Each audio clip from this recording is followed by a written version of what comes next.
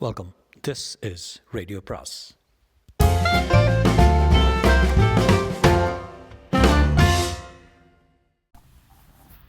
அனைவருக்கும் அன்பு வணக்கம். ஜெயமோகனின் 100 நாற்காலிகள் பாகம் 4. ஆனால் அப்போது எங்கள் ஜாதியில் பெரும்பாலானவர்கள் செத்து அழிந்திருக்கக்கூடும். அக்காலகட்டத்தில் காலராவால் திருவிதாங்கூரில் கூட்டமாக மக்கள் செத்து கொண்டிருந்தார்கள். ஊரும் அடையாளமும் அரசுக்கு வரி கணக்கும் உள்ள மக்களை சேர்த்து அனாதை பிணங்களாக நாறிய போது நாயாடிகளை யார் கவனித்திருக்க போகிறார்கள்? மண்ணுக்கடியிலேயே செத்து அங்கேயே மட்கும் பெருச்சாளிகளைப் போல இறந்து மறைந்திருப்பார்கள். எஞ்சியவர்கள் திருவனந்தபுரம், கொல்லம் போன்ற பெருநகரங்களுக்கு குடியேறி வேண்டும். அங்கே அவர்கள் ஏற்கனவே தெருவில் வாழ்ந்த பல்வேறு குரவ சாதிகளில் ஒன்றானார்கள். பாதிக்கு மேல் குடியேறிகளால் ஆன பெருநகர்களில் நாயாடிகளை பற்றி யாருக்கும் தெரிந்திருக்காது. பகல் ஒளியில் பிச்சை எடுக்க வாய்ப்பு கிடைத்ததை பெரும் சமூக பாய்ச்சலாக எங்கள் முன்னோர்கள் உணர்ந்திருக்கலாம். நகரம் குப்பைகளை வெளியே தள்ளிக்கொண்டே இருந்தது. அவர்கள் அதில் புழுக்களைப் போல குட்டி போட்டு செழித்து வளர்ந்தார்கள். சில நாட்கள் கழித்து சோறு நினைவு வந்து நான் அம்மாவிடமிருந்து தப்பி மீண்டும் ஆசிரமத்திற்கு சென்றேன். போதானந்தர் மீண்டும் என்னை கரமனை ஆற்றில் தூக்கி போட்டு குளிப்பாட்டி இலை போட்டு சோறு பரிமாறினார். கொஞ்ச நாளில் அவருக்கு என்னிடம் ஒரு தனி பிரியம் உருவாகியது. நான் பாடலை விரைவிலேயே மனப்பாடம் செய்துவிட்டேன் என்பதே அதற்கான முதல் காரணம். எனக்கு ஆசிரமத்தில் தர்மபாலன் என்று பெயரிட்டார்கள். பிரார்த்தனைக்காக பிரஜானந்தர் வந்து அமர்ந்ததும் போதானந்தர், தர்மா பாடலே என்று சொல்வார். நான் எழுந்து சென்று கைகளை கூப்பிக்கொண்டு உறக்க தெய்வமே காத்துக்கொள்க என்று பாடுவேன். தொடர்ச்சியாக என் அம்மா என்னை வந்து கூட்டிச் செல்ல ஆரம்பித்த போது போதானந்தர் தடுத்தார். அம்மா கைகளை கூப்பியபடி, சாமியே பொள்ளை தாசாமியே என்று கதறியபடி ஆசிரமத்தின் படிக்கட்டுகளிலேயே அமர்ந்து விடுவாள். அவளிடம் என்ன சொன்னாலும் புரியாது. பிள்ளை தாசாமியே என்று அழுது கொண்டே இருப்பாள். அவளுக்கு நிறைய பிள்ளைகள் பிறந்து பெரும்பாலும் இறந்து விட்டன. நான் கைகளை பற்றி கொண்டு அலைந்த என் அக்கா கூட ஒரு ஆடி மாத மழையில் கடைத்திண்ணை ஒன்றில் செத்து கிடந்திருந்தாள். ஆகவே என்னை விட்டுவிட அம்மாவுக்கு மனமில்லை. அம்மாவுக்கு தெரியாமல் என்னை நாராயணகுருவின் ஆலுவா அத்வைத ஆசிரமத்திற்கும் அங்கிருந்து பாலக்காடு உறைவிட பள்ளிக்கும் அனுப்பினார்கள். சில வருடங்களில் நான் முழுமையாக மாறினேன். திடமான கை கால்களும் சுருண்ட முடியும் பெரிய பற்களும் கொண்டவனாக ஆனேன். என்னுடைய பசி முழுக்க படிப்பில் ஒன்றியது. பேசுவது அநேகமாக இல்லாமலாகியது. எனக்கு மூங்கை என்றே பள்ளியில் பெயர் இருந்தது. அதாவது கூகை. விழித்து பார்த்து கொண்டு அசையாமல் வகுப்பில் அமர்ந்திருக்கும் கரிய உருவம். போதானந்தர் கோழிக்கோடு கடற்கரையில் காலராவில் சிக்கியவர்களுக்கு சேவை செய்ய சென்ற இடத்தில் மரணமடைந்தார். பிரஜானந்தரின் பள்ளி அரசாங்கத்தின் பழங்குடி நலத்துறையால் ஏற்றெடுக்கப்பட்டது. பிரஜானந்தரின் ட்ரஸ்டில் இருந்து மாதந்தோறும் சிறிய பணம் வந்தது. என்னுடைய ஜாதிக்குரிய உதவித்தொகையும் இலவசங்களும் இருந்தன. நான் படித்து கொண்டிருந்தேன். எங்கள் பழங்குடி விடுதிகளில் இருந்த அத்தனை பேரும் எதையாவது படித்து கொண்டு தான் இருந்தார்கள். படிப்பை நிறுத்திவிட்டால் வேலை தேட வேண்டியிருக்கும். படிக்கும்போது சோறு போடுவதாக இருந்த சாதி முத்திரை வேலை தேடும்போது தடையாக ஆகிவிடும். கிடைத்தால் அரசு வேலை, இல்லையில் வேலையே இல்லை. என் விடுதியிலும் கூட நான் தனியாகவே இருந்தேன். பழங்குடிக்கான விடுதியில் இருந்த ஒரே நாயாடி நான் தான்.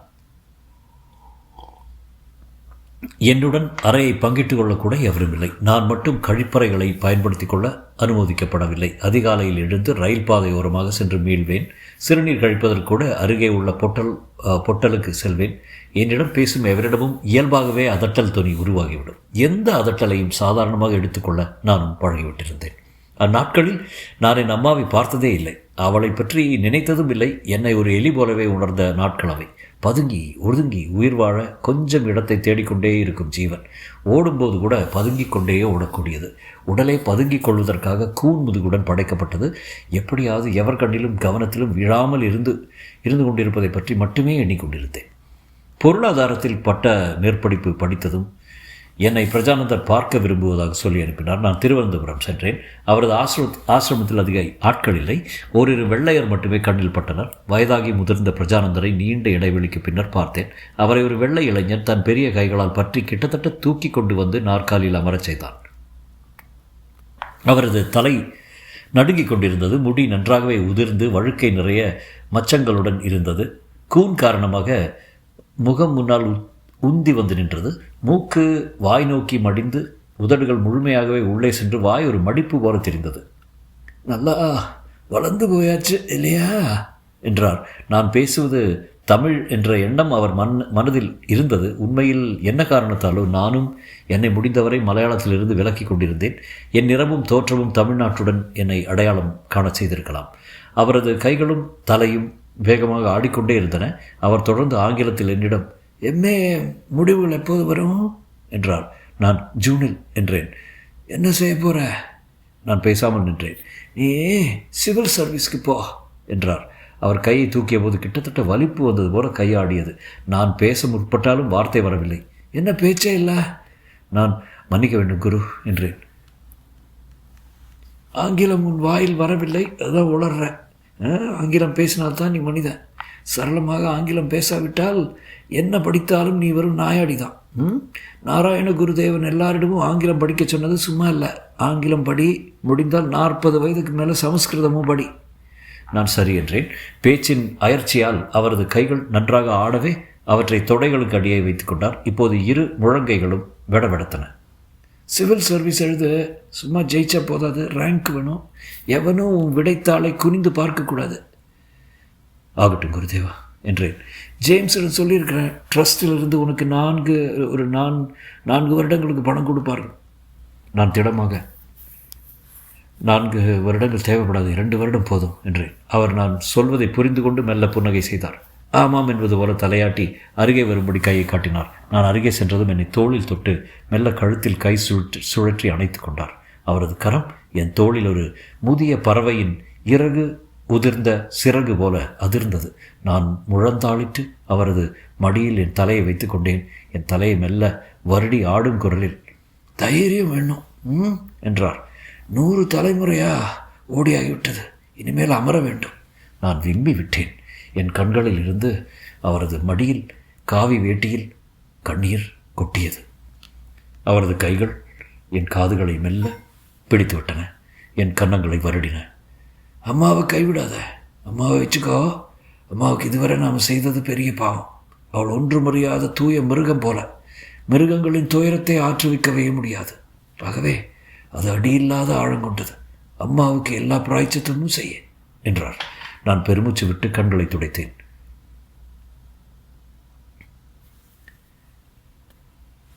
நான் சீக்கிரமே குருபாதம் சேர்வேன், நீ வர வேண்டியதில்லை. நான் நிமிர்ந்து அவரை பார்த்தேன். மெழுகு போல உணர்ச்சிகளே இல்லாமல் இருந்தது முகம். நான் சரி என்றேன். அன்று திருவனந்தபுரத்தில் அம்மாவை தேடி கண்டுபிடித்தால் என்ன என்று எண்ணியபடி இரவு முழுக்க நகரில் அலைந்தேன். அவளை தேடி பிடிப்பது மிக எளிமையானது. ஏதாவது ஒரு நாயடியிடம் கேட்டால் போதும். ஆனால் கண்டுபிடித்து என்ன செய்வதென்று தோன்றியது. மனம் வேகமாக ஓடிக்கொண்டிருந்தமையால் என்னால் எங்கும் நிற்கவோ அமர்ந்திருக்கவோ முடியவில்லை. விடிய விடிய தெருக்கள் தோறும் சந்துகள் தோறும் நடந்தேன். இருளில் மெல்லிய அசைவாக தெரிந்த ஒவ்வொரு உடலும் என்னை விதிர்க்க செய்தன. குழந்தையுடன் ஒருத்தி ஆழமான விரிந்த சாக்கடைக்குள் ஈரமில்லாத இடத்தில் படுத்திருந்தால் குழந்தை நிமிர்ந்து மின்னும் சிறு கண்களால் என்னை பார்த்தது. என்னை நான் பார்த்து கொண்டிருந்தேன். விடுவதற்குள்ளாகவே நான் பாலக்காடு சென்றேன். அங்கிருந்து சென்னை. தேர்வு முடிந்து காத்திருந்த நாட்களில் மீண்டும் மீண்டும் சுவாமி சொன்ன சொற்கள் மீது சென்று மோதிக்கொண்டிருந்தது மனம். அம்மாவுக்கு நான் என்ன பிராயச்சித்தம் செய்ய முடியும்? நாட்கணக்காக, வருடக்கணக்காக ஆறாத துக்கத்துடன் என்னை தேடியிருப்பாள். ஆசிரம வாசல்லையே கண்ணீருடன் பழி கடந்திருப்பாள்.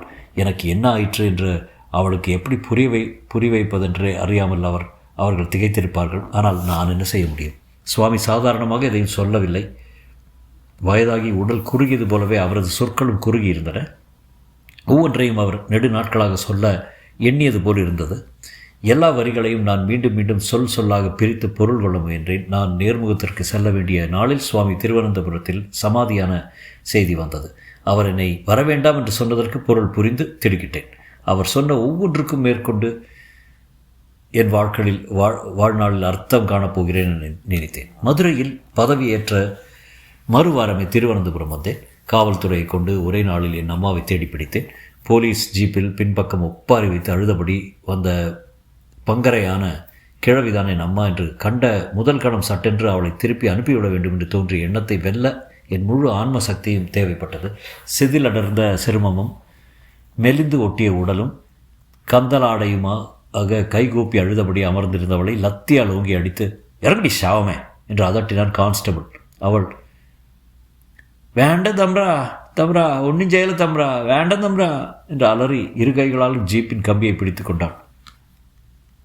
வலிச்சு தாழையிடுறே என்றார் இன்ஸ்பெக்டர். இதாக்குமா சார் அக்யூஸ்டு, சாருக்கு கண்டால் அறியாமல்லோ. நான் தலையை அசைத்தேன். அவளை இரு கான்ஸ்டபிள்கள் இழுத்து கொண்டு வந்து என் விடுதியின் முன்னால் பூந்தொட்டிகளுக்கு அருகே போட்டார்கள். நோயுற்ற நாய் போல கையும் காலும் நடுங்க, தம்ரா தம்ரா கொல்லாதே தம்ரா என்று அழுதபடி கிடந்தாள். நீங்கள் போகலாம் என்றேன். சார் இந்த கேஸு, இதை நான் பார்த்துக்கிறேன், யூமேகோ என்று அனுப்பினேன்.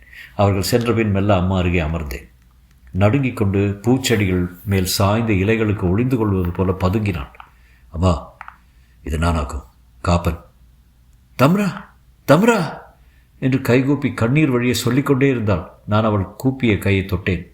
அம்மா, இது நானாக்கும், நான் காப்பன், உனக்கு மகன் காப்பன். தம்ரா பொண்ணு தம்ரா என்று சொல்லி உடலை முடிந்தவரை சுருட்டி கொண்டான். நான் பெருமிச்சுடன் எழுந்தேன். என்ன செய்வதென்று தெரியவில்லை. அவருடைய மகனாக நான் இருந்த நாட்களை நினைத்து கொண்டேன். எனக்கு புரிந்த மொழி ஒன்றுதான். நான் உள்ளே சென்று வேலைக்காரனிடம் அம்மாவுக்கு இலை போட்டு சோறு பரிமாற சொன்னேன். அவன் பெரிய இலை கொண்டு அவள் முன் விரித்தபோது அவள் அழுகை நின்றது. திகைப்புடன் பார்த்தாள். வேலைக்காரன் கொண்டு வந்த சோற்றை அவள் முன் நானே கொட்டினேன். குழம்பு ஊற்றுவதற்குள் அவளை அள்ளி அள்ளி உண்ண ஆரம்பித்தாள். நடுவே இலையுடன் அள்ளியபடி எழப்போனவளை இரு சாப்பிட்டு சாப்பிடு என்று அவரச் செய்தேன். அவள் சாப்பிட்டு முடிந்ததும் மெல்ல அமைதியானாள். நான் அவளை மெல்ல தொட்டு, அம்மா நான் காப்பேன் என்றேன். சரி என்பது போல தலையாட்டி அங்கிருந்து வெளியே செல்லும் வழியை பார்த்தாள். அம்மா நான் காப்பேன், நான் காப்பேன். அவள் கையை எடுத்து என் முகத்தில் வைத்தேன். என் முகத்தை அவள் கையால் வருடச் செய்தேன். கையை உருவிக்கொண்டு தலையை திருப்பியவள் சட்டென்று அதிர்ந்து என் முகத்தை மீண்டும் தொட்டாள். ஆவேசத்துடன் முகத்தை அவளுடைய நகம் சுருண்ட கரங்களால் வருடினாள். என் காதை மூக்கையும் பிடித்து பார்த்தாள். அலறல் போல லேக்காப்பா என்றாள். சட்டென்று எம்பி என்னை ஆவேசமாக இருக்க அணைத்து என் தலையை அவளுடைய மார்பு மேல் அழுத்தி கொண்டு என் பின்னந்தலையில் மாறி மாறி அடித்து காப்பா காப்பா என்று கத்தினாள். அவள் என்னை தாக்குவதாக நினைத்து ஓடி வந்த வேலைக்காரன் நான் அழுவதைக் கண்டு நின்று விட்டான். நான் அவனை போவென்று சைகை காட்டினேன். அவள் என் கைகளை பிடித்து தன் முகத்தில் அறைந்தாள். என் தலைமயிரை பிடித்து உலுக்கினாள். சற்றென்று மீண்டும் வெறி எழுந்து என்னை கைகளாலும் கால்களாலும் அள்ளி அணைத்து இறுக்கிக் கொண்டாள். கழுத்து இறுக்கப்பட்ட ஆடு போன்ற ஒரு ஒலியில் அழுதாள். என் கன்னத்தை கடித்து இறுக்கினாள். எச்சிலும் கண்ணீரும் கலந்த முகத்தால் என்னை முத்தமிட்டு கொண்டே இருந்தாள். நான் முற்றிலும் ஆட்கொள்ளப்பட்டு அவள் அருகே அப்படியே விழுந்து விட்டேன். ஒரு மகத்தான வன மிருகத்தால் மிச்சமின்றி உண்ணப்பட்டவன் போல உணர்ந்தேன். வெளியே பேச்சுக்குரல் கேட்டது. சுபாதான். நான் எழுந்து சட்டையை இழுத்து விட்டு கொண்டேன்.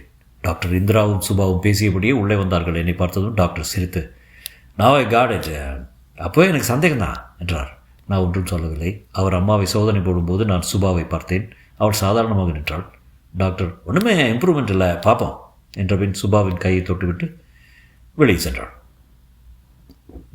நான் சுபாவிடம், மீட்டிங் இல்லையா என்றேன். மினிஸ்டர் வரல என்று சுருக்கமாக சொல்லி, நீங்கள் முழு நேரம் இங்கே இருக்க வேண்டியதில்லை, அது வேற ஏதாவது காசி ஆகிட போகிறது, பேசாமல் ஆஃபீஸ் போங்க என்றாள். நான் தலையசைத்தேன். நான் சொல்கிறது கேளுங்க, இங்கே உட்காந்து என்ன பண்ண போகிறீங்க? உங்கள் ஸ்டேட்டஸில் ஒருத்தர் இங்கே இருக்கிறது அவளுக்கு சங்கடம். சரி என்றேன். அவள் மெல்ல, டோன்ட் பி ரிடிகுலஸ் என்றாள். நான் முகத்தை திருப்பிக் கொண்டேன். சுபா அம்மாவையே பார்த்தாள். Poor lady, really I can't understand her. Really, all the fuss she made, my God. தோளை குலுக்கிய பின், now I'm leaving. இப்போ முனிசிபல் ஆஃபீஸில் ஒரு மீட்டிங் இருக்கு, see you என்றாள். அவளை தொடர்ந்து நானும் காரில் ஏற்றி விட்டு என் காரில் ஏறிக்கொண்டேன். ஆஃபீஸ் போகத்தான் நினைத்தேன். ஆனால் ஆஃபீஸை தாண்டி பார்வதிபுரம் சென்று அப்படியே வயல்களும் மலை அடுக்குகளும் சூழ்ந்த சாலையில் காரை செலுத்தினேன். அப்போது தோன்றியது, திருவனந்தபுரம் சென்றால் என்ன என்று. அங்கே ஒன்றும் இல்லை. பிரஜானந்தரின் சமாதி அவரது குடும்ப மயானத்தில் இருக்கிறது. அங்கே ஒரு முறை மட்டும் சென்றிருக்கிறேன். கவனிப்பார் இல்லாமல் காட்டுக்கொடிகள் படர்ந்த ஒரு செங்கல் பீடம், அதன் மேல் எண்ணெய் கரை கருத்த ஒரு சிறு மண் விளக்கு, சுற்றிலும் மரவள்ளியும் வாழையும் அடர்ந்திருந்தன. அவர் வாழ்ந்ததற்கு தடயங்களே இல்லாமல் ஆகிவிட்டது. ஒருவேளை என்னை போன்ற சிலர் நினைக்கக்கூடும். காரை குமார கோயில் வளைவில் செலுத்தி கோயில் வரை சென்றேன். கோயிலுக்கு செல்லாமல் குளக்கரைக்கு சென்று படிக்கட்டில் அமர்ந்து கொண்டேன். நீல சிற்றலைகளை பார்த்து கொண்டு அமர்ந்திருந்த போது உதிரி எண்ணங்களாக மனம் ஓடிக்கொண்டிருந்தது. சிகரெட் தேடினேன். இல்லை. காருக்கு எழுந்து செல்லவும் தோன்றவில்லை. அம்மாவின் முகங்கள் நினைவில் தன்னிச்சையாக மாறிக்கொண்டிருந்தன. வேலை கிடைத்து திருவனந்தபுரம் சென்று முதல் முறையாக அம்மாவை பார்க்கும் வரை என் மனதில் இருந்த முகம் ஒன்று அது வேறு வேறு முகங்களுடன் கலந்து தன்னிச்சையாக திரண்டு கொண்டே சென்றது. ஒரு மூர்க்கமான பெரிய தாய் பன்றி போலத்தான் அவளை நினைத்திருந்தேன். தொடரும்.